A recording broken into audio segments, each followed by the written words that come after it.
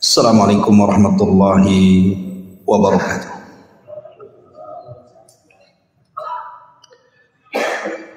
Alhamdulillah wassalatu wassalamu ala Rasulillah wa ala alihi wa sahbihi wa mawalah wa la hawla wa la quwwata illa billahi wa ba'd. Kemudian salawat dan salam kita hadiahkan pada Rasul kita Nabi besar Muhammad sallallahu alaihi wasallam. Kita masuk pada ayat ke-63 dari surah Al-Baqarah. A'udzubillahi minasyaitonir rajim. Bismillahirrahmanirrahim. Wa idh akhadna mitsaqakum wa rafa'na fawqakumut tur khudhu ma atainakum biquwwatin wadhkuru ma fihi la'allakum tattaqun thumma tawallaytum min ba'di dhalik falawla fadlullahi 'alaikum wa rahmatuhu lakuntum minal khasirin. Dan ingatlah ketika kami mengambil perjanjian kepada kalian, maksudnya Bani Israel. Kemudian kami angkat di atas kepala kalian Bukit Tur. Kemudian Musa mengatakan, ambillah apa yang Allah telah berikan kepada kalian bikuwah, dengan betul-betul mengambil. Wadhkuru, dan ingatlah ma fihi, yang ada padanya, maksudnya amalkan yang ada padanya, la'allakum tattaqun, agar kalian menjadi hamba Allah yang bertakwa. Thumma tawallaitum, kemudian kalian berpaling, min ba'di dzalika, setelah mengambil perjanjian itu. Falaula fadlullahi alaikum, kalaulah bukan karena karunia Allah kepada kalian, wa rahmatuhu, dan kasih sayang Allah kepada kalian, lakuntum minal khasirin, tentu kalian termasuk hamba Allah yang rugi. Di dua ayat ini ada satu kisah yang menarik. Kisah tentang diangkatnya Bukit Tur di atas kepala-kepala Bani Israel. Ini yang kita akan kisahkan dari dua ayat ini. Ma'asyiral muslimin yang dimuliakan Allah Subhanahu wa taala, kita akan mengenal dulu tentang Bukit Tur ini. Di mana sebenarnya Bukit Tur ini? Sepakat para ulama bahwa Bukit Tur yang selalu dijadikan sumpah dalam Al-Quran itu, wattini wazzaitun wa turi sinin, adalah tempat di mana lokasi Nabi Musa alaihi salatu wassalam memperoleh wahyu Taurat. Tetapi di mana lokasinya? Menjadi beberapa khilaf dari kalangan mufassirin tentang di mana letak Tur yang diangkat di atas kepala Bani Israel itu. Versi yang pertama, bahwa Bukit Tur itu lokasinya di Gunung Munajah, di sisi Gunung Musa, letaknya di semenanjung Sinai, artinya di wilayah Mesir. Jadi yang pertama, versi yang pertama, bahwa Bukit Tur itu ada di wilayah Mesir. Kemudian versi yang kedua, bukan, Bukit Tur itu bukan di Mesir. Maksudnya pada peristiwa yang kita akan kisahkan di sini. Tetapi letaknya di negeri Syam. di negeri Syam, atau lebih tepatnya di daerah Suriah hari ini. Disitulah ada gunung yang tandus namanya Bukit Tursina, dan itu pula yang jadi sumpah dalam surah Tin. Tetapi ada juga versi yang ketiga, bahwa Bukit Tur itu di sebelah selatan Nablus. Nablus itu daerah Palestina.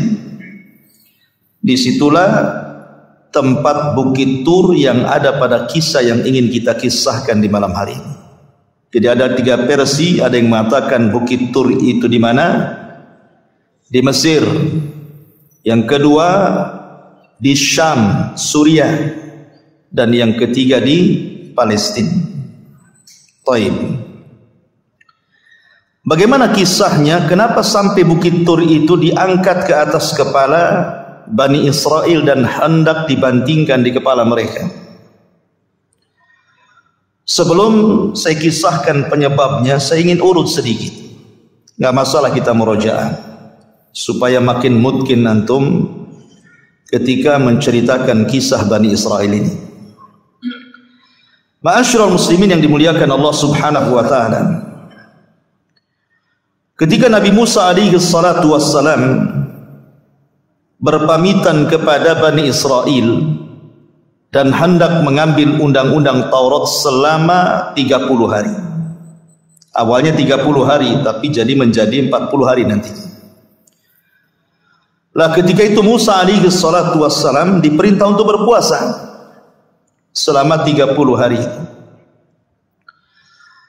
Kemudian di hari yang ke-30, karena Musa akan berdialog dengan Allah, maka dia pun kemudian mengunyah daun pepohonan supaya tidak bau mulutnya. Tetapi kemudian Allah Subhanahu wa taala merintahkan untuk menahan puasanya, jangan dibatalkan. Kemudian ditambah 10 hari berikutnya, artinya jumlahnya 40 hari.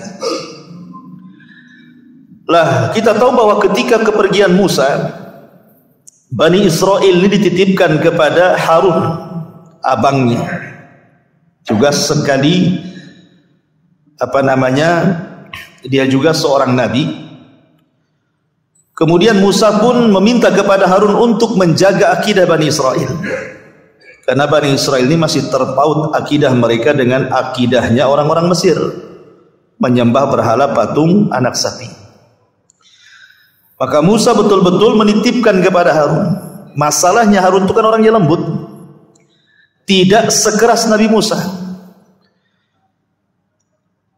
Lah dari sini kemudian Harun tidak bisa mencegah ketika Samiri melakukan ulah, membuat patung anak sapi yang kemudian disembah oleh sebagian besar Bani Israel, dan itulah kekufuran terbesar di tengah-tengah Bani Israel, menyembah patung anak sapi kembali dari tauhid menjadi syirik. Lah sementara Nabi Musa alaihi salatu wassalam ketika ke Bukit Saina itu membawa 70 orang pilihan. Membawa 70 orang pilihan supaya mereka menyaksikan dan orang yang pertama kali mengamalkan Taurat. Sebab kalau yang 70 ini sudah mampu dan siap mengamalkan Taurat, berarti yang lainnya akan mudah. Karena 70 orang ini kan pemimpin-pemimpin. Nanti tinggal dari 70 orang ini disebarkan ke masyarakat Bani Israel. Makanya sengaja oleh Musa dibawa 70 orang pilihan Nabi Musa alaihi salatu wassalam ini. Lah ketika Nabi Musa alaihi salatu wassalam melihat keletihan 70 orang ini, karena bagaimanapun kekuatan seorang nabi kan berbeda dengan umatnya. Yang 70 orang ini keletihan di jalan sehingga istirahat. Nabi Musa tidak mau istirahat, dia tetap berjalan, sehingga ditinggalkanlah 70 orang ini dan akan menyusul. Lah kemudian Musa alaihi salatu wassalam ketika sampai di Bukit Saina itu, di Bukit Tur, maka kemudian Nabi Musa alaihi salatu wassalam berjumpa dengan Allah Subhanahu wa taala. Dalam kitab Perjanjian Lama Taurat gitu ya, dijelaskan bahwa ketika Allah Subhanahu wa taala menemui Nabi Musa, bukit itu dipenuhi dengan asap dan sangat menakutkan karena Allah Subhanahu wa taala akan turun dan berdialog dengan Musa. Jadi dipenuhi dengan asap bukit itu. Kemudian Musa pun setelah berjumpa dengan Allah Subhanahu wa taala, maka terjadilah dialog antara Allah Subhanahu wa taala dengan Nabi Musa. Disinilah Musa dikenal sebagai Kalimur Rahman, nabi yang berdialog dengan Allah Subhanahu wa taala, sehingga Allah katakan wa kallamallahu Musa taklima. Dan Allah mengajak bicara dengan Musa. Maka tersematkan gelar kepada Nabi Musa Kalimur Rahman atau Kalimullah, nabi yang banyak berdialog dengan Allah. Walaupun nabi yang banyak berdialog dengan Allah itu tidak Musa saja Kalimur Rahman itu. Ada Nabi Adam dan Rasul kita Muhammad sallallahu alaihi wasallam. Lah disinilah kemudian di antara dialog-dialog tersebut juga sering disebutkan dalam kitab Tauhid. Seperti juga disebutkan dalam kitab Tauhid ketika bicara tentang fadlu tauhid, keutamaan tauhid. Walaupun sebagian ulama ada yang melemahkan riwayatnya.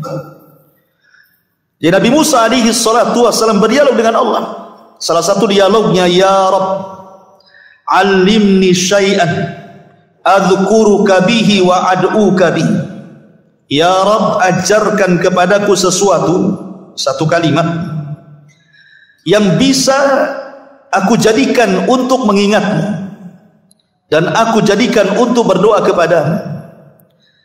Maka Allah Subhanahu wa taala menjawab, ya Musa, qul la ilaha illallah. Wahai Musa, ucapkan kalimat la ilaha illallah. Maka Musa mengatakan, ya Rabb, kullu ibadika yaquluna hadza. Ya Rabb, semua orang mengucapkan kalimat ini. Saya tidak mau. Saya ingin kalimat yang lain. Maka Allah Subhanahu wa taala mengatakan, qul la ilaha illallah. Katakan ya Musa la ilaha illallah. Sampai 3 kali Musa menginginkan kalimat lain, tetapi Allah tetap meminta agar Musa menyebutkan kalimat la ilaha illallah. Kemudian Allah Subhanahu wa taala menjelaskan alasannya, ya Musa, lau anna as-samawati as-sab'i wal aradina as-sab'i fi kifatin wa la ilaha illallah fi kifatin malat bihinna la ilaha illallah. Wahai Musa, kau tidak tahu keagungan kalimat ini? Kalau seandainya 7 lapis langit dan 7 lapis bumi ditimbang di satu neraca, kemudian la ilaha illallah ditimbang di neraca satunya, tentu la ilaha illallah jauh lebih berat timbangannya dibandingkan langit dan bumi. Menunjukkan agungnya kalimat la ilaha illallah. Ya, karena itu kalimatut tauhid. Kuncinya orang masuk surga, miftahul jannah la ilaha illallah. Maka Musa pun kemudian terdiam melihat bagaimana keagungan kalimat la ilaha illallah ini.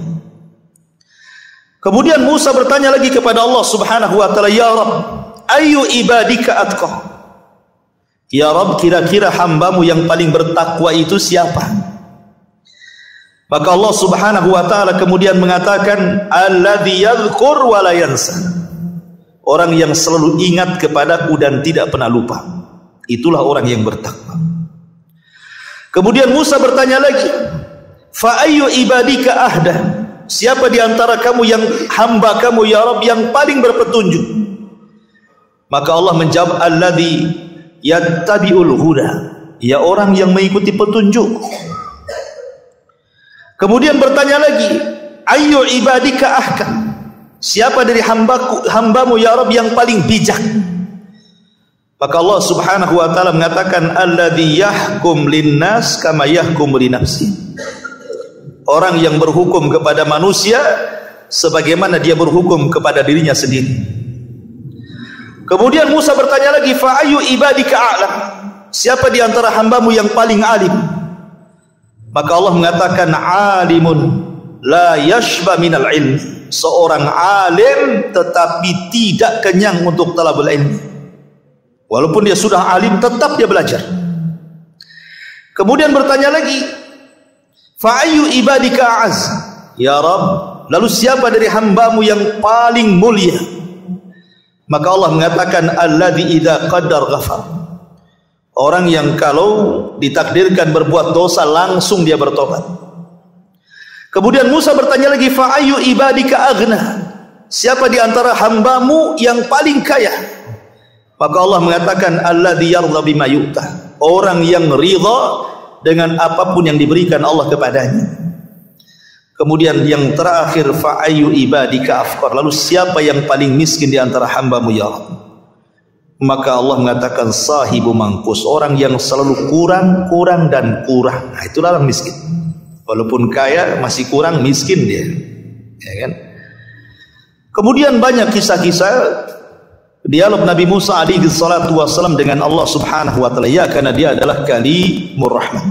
Baik, ma'asyiral muslimin yang dimuliakan Allah azza wa jalla. Kemudian Nabi Musa pun kemudian diserahkan Taurat, dan Taurat itu dalam bentuk papan yang menulis langsung Allah subhanahu wa ta'ala. Satu-satunya kitab yang ditulis oleh Allah subhanahu wa ta'ala secara langsung adalah kitab Taurat. Kemudian diberikan kepada Musa. Ma'asyiral muslimin yang dimuliakan Allah subhanahu wa ta'ala, Al-Imam Ibn Jarir At-Tabari ketika mentafsirkan ayat wa id akhadna mitsaqakum wa rafa'na fawqakum at-tur, ketika Nabi Musa kembali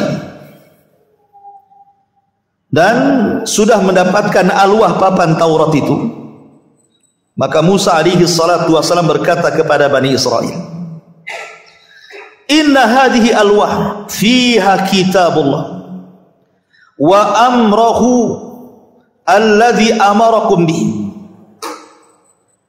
Kemudian wa nahyuhu alladhi nahakum anhu. Jadi ini adalah alwah, di dalamnya ada kitab Allah, wa amruhu dan perintahnya yang Allah perintah kepada kalian, wa nahyuhu dan larangannya yang Allah larang kepada kalian. Jadi Musa memberitahu, ini papan Taurat ini petunjuk bagi kalian. Kalian harus ikut Taurat ini. Dan aku pastikan kalau kalian ikut Taurat ini, maka selama ini perjalanan lelah kita dari Mesir, kemudian sekarang kita terperangkap di Bukit Saina, di tanah linglung ini, Arduti, maka aku janjikan, aku pastikan kalau kalian mengikuti isi Taurat ini, maka kita bisa membebaskan Baitul Maqdis.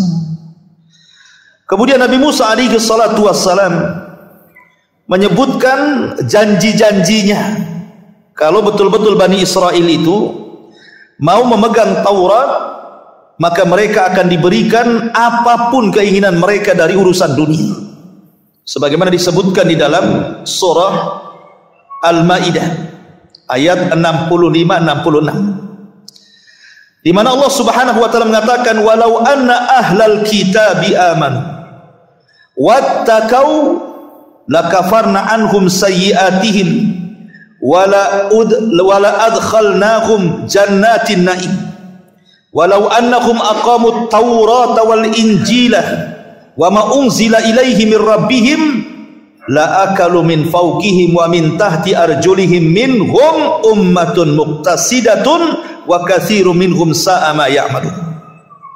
Dan sekiranya ahli kitab itu, maksudnya Yahudi dan Nasrani, mau beriman dan bertakwa, niscaya kami hapus kesalahan-kesalahan mereka, dan mereka tentu kami akan masukkan ke sorga-sorga yang penuh dengan kenikmatan.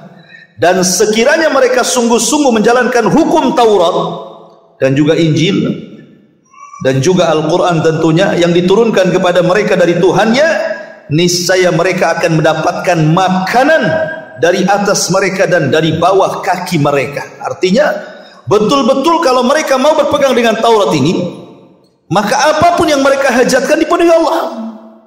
Itu janji Nabi Musa. Ya.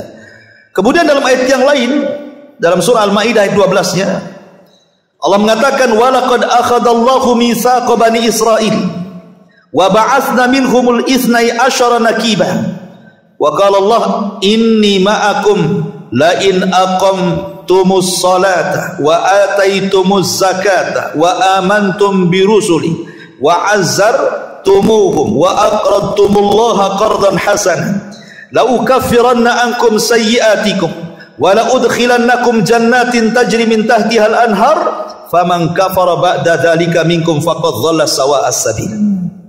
Dan sungguh Allah telah mengambil perjanjian dari Bani Israel dan kami telah mengangkat 12 orang pemimpin di antara mereka.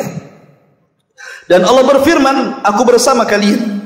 Sungguh jika kalian melaksanakan salat, menunaikan zakat, beriman kepada Rasul-Rasulku, dan kamu bantu mereka dan kamu pinjamkan kepada dengan pinjaman yang baik, pasti akan aku hapuskan kesalahan-kesalahanmu dan pasti akan aku masukkan ke dalam sorga yang mengalir di bawahnya sungai-sungai. Tetapi barang siapa yang kufur setelah itu maka sesungguhnya dia telah tersesat dengan dari jalan yang lurus.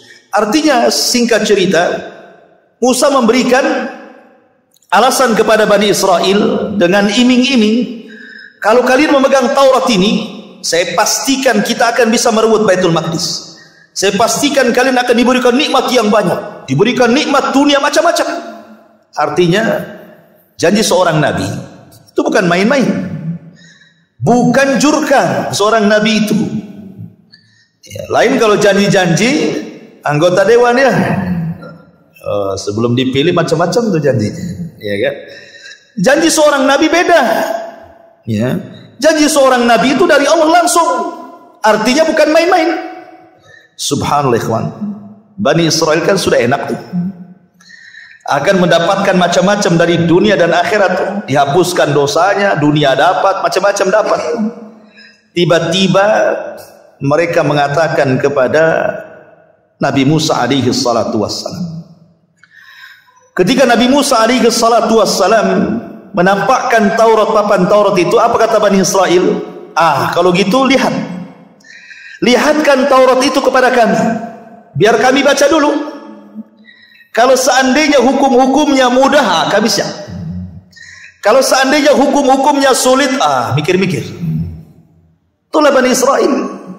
Jadi mereka melihat dulu, kalau seandainya perintahnya mudah, larangannya tidak sulit untuk ditinggalkan, kami siap mengikuti Taurat. Tapi kalau seandainya sulit, mikir-mikir tuh. Maka Musa alaihi salatu wassalam marah. Kemudian Musa mengatakan, kalian harus menerima apa adanya. Apapun yang tercantum dalam Taurat itu, mau perintah mau larangan, laksanakan. Jangan banyak alasan. Tetapi mereka mengatakan tidak. Kami tidak akan melaksanakan apa yang kamu inginkan, tapi kami melaksanakan apa yang kami inginkan. Kurang ajar Bani Israel. Ma'asyiral muslimin yang dimuliakan Allah Azza wa Jalla. Dari sini kata Abdullah bin Abbas radhiyallahu anhuma, maka Allah Subhanahu wa taala mewahyukan kepada Musa untuk memerintahkan malaikat mencabut gunung Tur. Akhirnya gunung Tur ini betul-betul dicabut. Kemudian setelah dicabut, dilayangkan ke atas kepala mereka. Jadi sekarang bukit itu ada di atas kepala mereka. Kemudian malaikat yang lainnya membawa api dan berada di depan mereka. Kemudian malaikat yang lainnya membawa lautan di belakang mereka. Mau kemana nih? Depan api, belakang lautan, atas gunung. Enggak stres. Mau lari kemana? Kalian enggak mau juga menerima Taurat katanya. Masya Allah ikhwan, Bani Israel masa harus seperti ini? Baru mereka mau mengamalkan Taurat. Jadi kesannya imannya dipaksa. Kan gitu ya. Kesannya ini kan pemaksaan ini. Tetapi memang begitu Bani Israel. Masalahnya ikhwan, peristiwa-peristiwa aneh itu sudah berlaku kepada mereka. Jadi mereka itu membangkang, kemudian turun mukjizat, tobat lagi, bangkang lagi, turun mukjizat, terus seperti itu. Artinya bahwa mereka tidak tobat-tobat. Terkadang diperlukan mukjizat seperti itu. Alhamdulillah, Nabi SAW banyak mukjizat. Tapi Nabi SAW tidak pernah kemudian mengancam orang-orang musyrik, kalau kalian tidak beriman dibanting nih gunung ini, kan tidak ada. Bahkan pernah terjadi di Taif, tapi Rasul menolaknya. Dan pernah terjadi itu. Jibril membawa 2 malaikat penjaga gunung Taif. Kata Jibril, ya Muhammad, perintahkan 2 malaikat ini biar bukit Taif dilempar kepada penduduk Taif sebagaimana mereka sudah melempari dirimu dengan batu. Tapi Nabi tidak seperti Musa.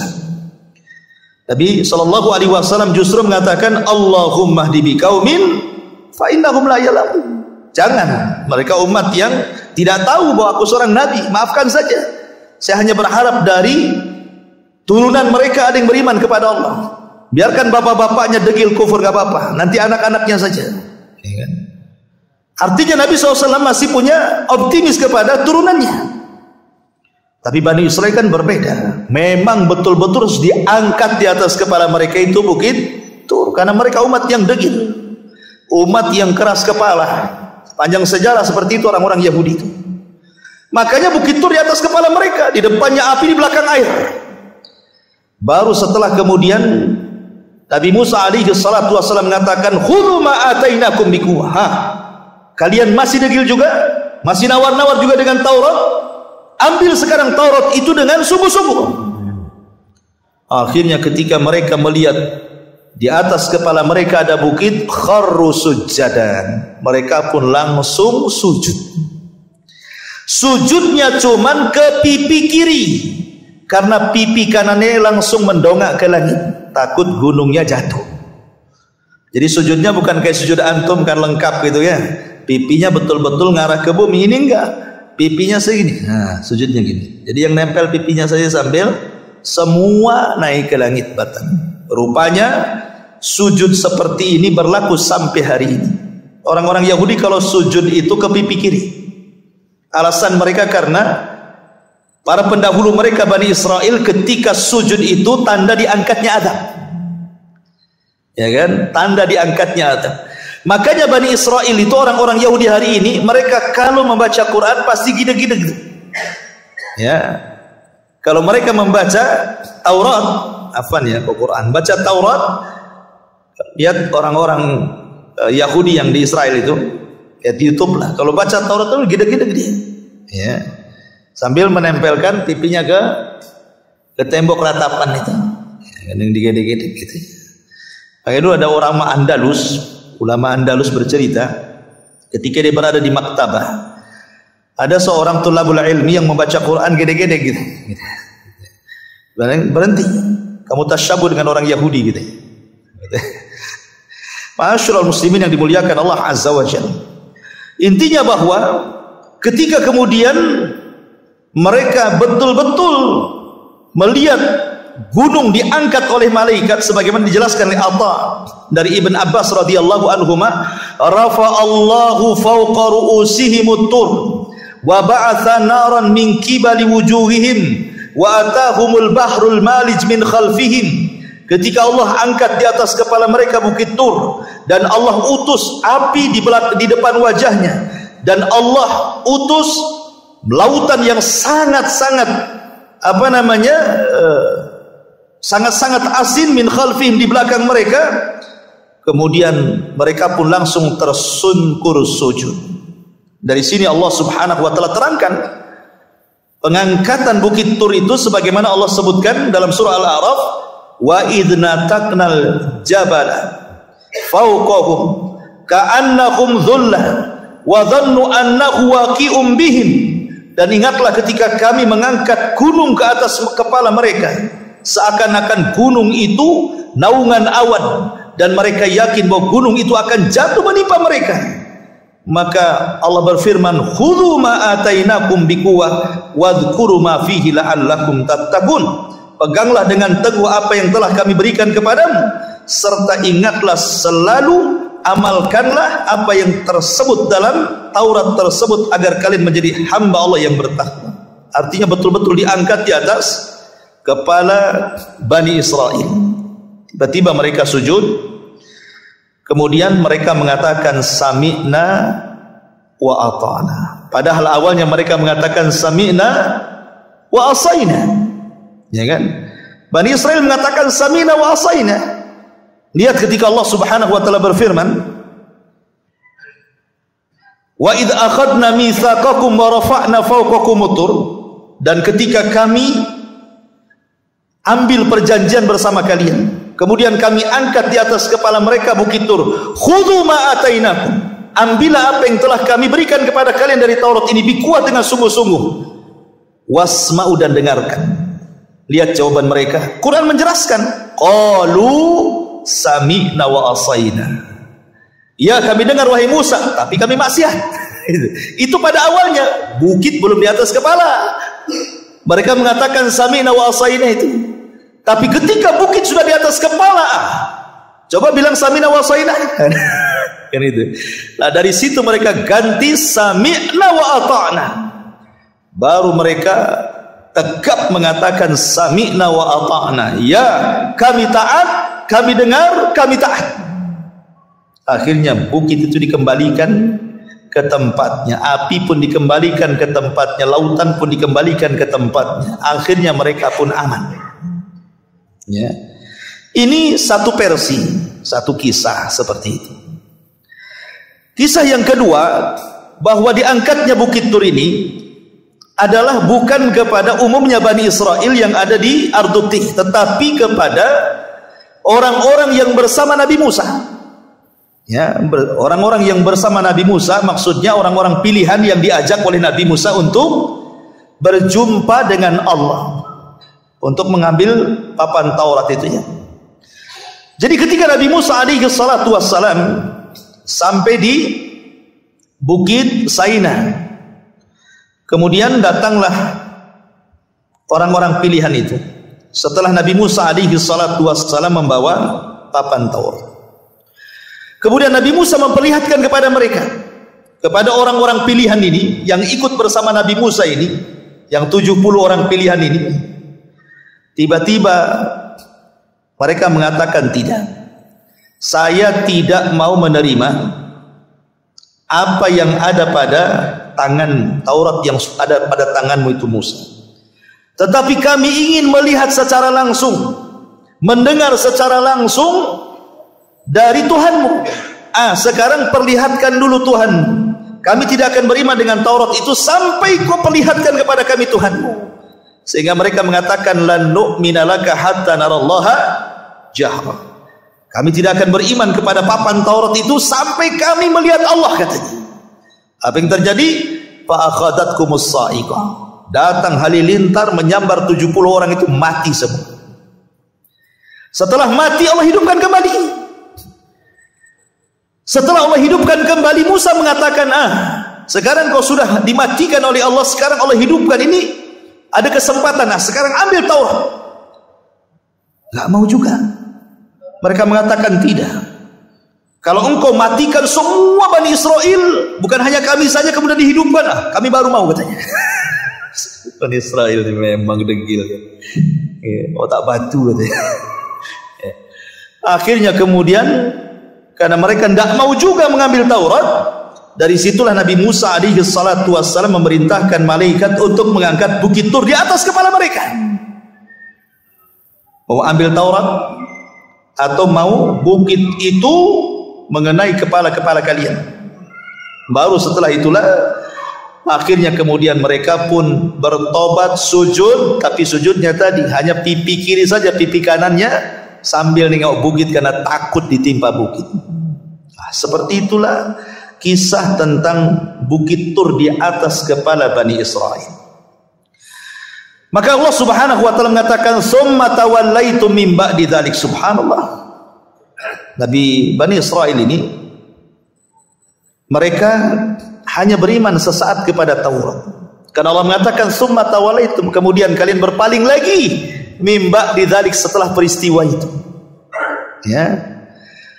Makanya Allah mengatakan dalam surah An-Nisa 155, fabima naqdihim mitsaqahum wa kufrihim bi ayatillah wa qatlihimul anbiya bighairi haqqin wa qaulihim qulubuna ghulfun bal taba Allah 'alaiha bi kufrihim fala yu'minuna illa qalila. Maka kami hukum mereka Bani Israel karena mereka melanggar perjanjian itu, karena kekafiran mereka terhadap keterangan-keterangan Allah, dan karena mereka telah membunuh nabi-nabi tanpa ada alasan yang benar, dan karena mereka mengatakan hati kami tertutup, sebenarnya Allah telah mengunci hati mereka karena kekafirannya. Karena itulah hanya sebagian kecil dari mereka yang beriman kepada Allah Subhanahu wa taala. Dari sinilah maka orang-orang Yahudi dilaknat atas lisan nabinya. Lu'inal ladzina kafaru min bani Israil ala lisani Daud wa Isa bin Maryam. Maka mereka pun dilaknat di atas lisan nabinya. Nabi Daud melaknat mereka, Isa melaknat mereka. Ya, bagaimana Allah Subhanahu wa taala menghukum mereka? Mereka menjadi umat yang terlaknat jadinya. Nabi mereka pula yang ngomong begitu, ya kan? Ma'asyiral muslimin yang dimuliakan Allah Subhanahu wa taala. Lalu apa hikmah pelajaran yang bisa kita petik di sini? Yang pertama, kata para ulama, di antara hikmah pelajarannya, bayan annahum a'da'u li nabiyyina Muhammad sallallahu alaihi wasallam wa ladaihim wa li kitabihi wa li atba'ihi wa anna adawatahum lana la tanfaq anhum abada. Bahwa mereka orang-orang Yahudi itu selamanya akan menjadi musuh nabi kita. Nabi-nabi mereka jadi bunuh, nabi mereka jadi tentang, nabi mereka saja dibangkang, Nabi Musa saja dibuat mainan kan itu ya. Apalagi ketika Nabi SAW mengajak orang-orang Yahudi beriman, maka mereka tidak akan mau. Makanya di Madinah tidak ada orang Yahudi yang beriman. Kata Rasul, kalau pembesar Yahudi 10 orang saja beriman, 1 Yahudi Madinah beriman. 1 pun tidak ada yang beriman kecuali Abdullah ibn Salam. Selebihnya kufur. Artinya selamanya orang Yahudi akan jadi musuh Islam. Mereka akan jadi musuh Islam berdasarkan nas Al-Quran, wala tarda ankal yahudu wala nasara hatta tattabi'a millatahum. Selamanya orang Yahudi tidak akan redha dengan kita sampai kita ikut agama mereka. Ya. Kemudian faedah yang kedua, an-nahdhar min suluki maslakihim. Kita harus hati-hati dari cara-cara mereka. Jangan sampai apa yang disabdakan Nabi sallallahu alaihi wasallam, la tattabi'anna sunana man kana qablakum shibran bi shibrin wa dhira'an bi dhira'in hatta law dakhalu juhra dabbin la dakhaltum. Qila ya Rasul al-yahud wa nasara, qala faman. Kalian akan mengikuti tata cara umat sebelum kalian, sejengkal demi sejengkal. Kalau kurang sehasta demi sehasta, kalau kurang mungkin sekilo demi sekilo. Kan itu ya. Sampai kalau mereka masuk ke liang biawak padang pasir sekalipun kau ikut di belakangnya. Kemudian sahabat mengatakan, apa yang kau maksud itu Yahudi dan Nasrani wahai Rasul? Ya, siapa lagi kalau bukan mereka, katanya. Artinya bahwa jangan sampai mengikuti mereka degil kepada para nabi, degil dengan syariatnya sendiri. Tapi kita harus mengatakan sami'na wa ata'na, persis seperti ucapan para sahabat, innama qaulul mu'minin idza du'u ila Allahi wa rasulihi liyahkuma bainahum an yaqulu sami'na wa ata'na. Perkataan seorang mukmin apabila Allah dan Rasulnya merintahkan sebuah perkara untuk berhukum kepada sebuah perkara, maka mereka harus mengatakan sami'na wa ata'na, kami dengar, kami taat. Begitulah simbol para sahabat. Kemudian yang ketiga, musara'ah, harus bersegera. Kalau ada perintah Allah bersegera, kalau ada larangan Allah tinggalkan bersegera. Begitulah cara menyelisih mereka. Karena kita dilarang menyelisih tasyabuh dengan mereka gitu ya. Dan itu ada pada para sahabat Nabi SAW. Makanya ketika dalam perjanjian Hudaybiyah, diutuslah pembesar Quraisy menemui Nabi SAW kononnya untuk berdialog.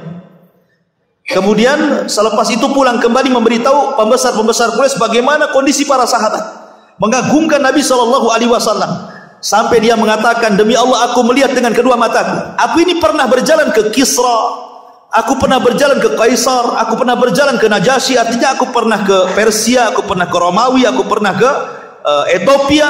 Aku tidak pernah melihat orang mengagungkan rajanya seperti sahabat mengagungkan nabinya, katanya. Apabila Rasul memerintahkan sesuatu, ibtadaru, segera mereka laksanakan. Apabila Rasul meludah, diangkat, ditangkap ludahnya, diusap-usap di badannya. Apabila Rasul mencukur rambut, bersegera diambil rambutnya. Apabila Rasul berwudu, hampir perang untuk mengambil sisa wudunya. Apabila Rasul bicara, sahabat tidak ada yang bicara dan berani tidak memandang wajah Nabi SAW. Kemudian diceritakan kehebatan para sahabat. Artinya jangan main-main dengan sahabat Nabi. Gitu maksudnya ya. Nah, makanya ketika mereka terjadi dialog berakhir dengan perjanjian Hudaybiyah. Sudah Isya. Alhamdulillah. Subhanaka wa bihamdika asyhadu an la ilaha illa anta astaghfiruka wa atubu ilaik. Allahu ta'ala